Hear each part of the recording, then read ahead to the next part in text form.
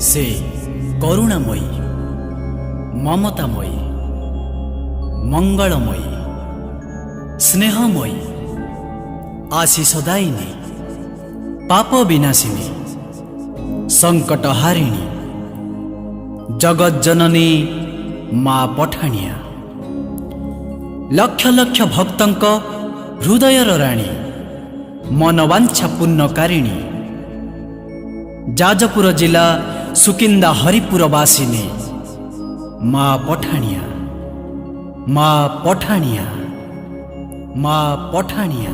अभयदायिनी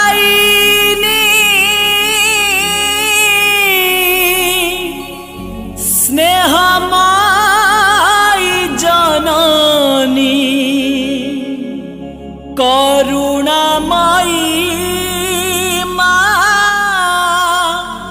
नमस्ते नमस्ते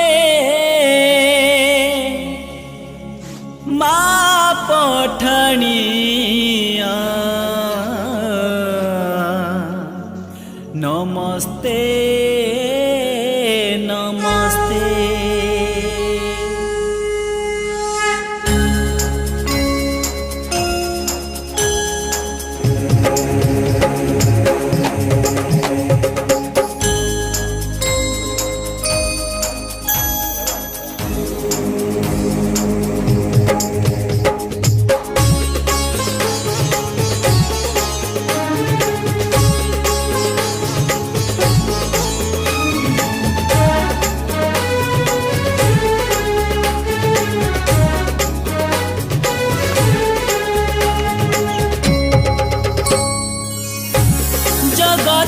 जननी माँ पठाणिया, विपदे आपदे हुआ माँ गोसाहा,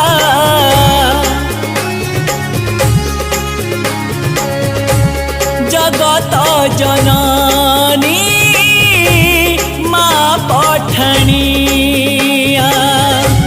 विपदे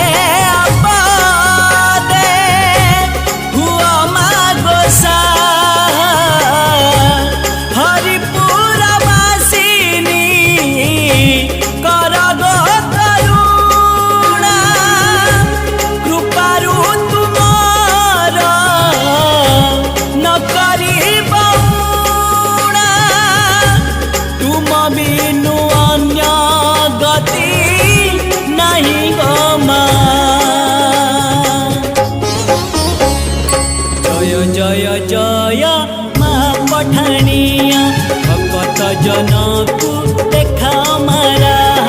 जय जय जय माँ पठाणिया, भक्त जनकु देखा मारा।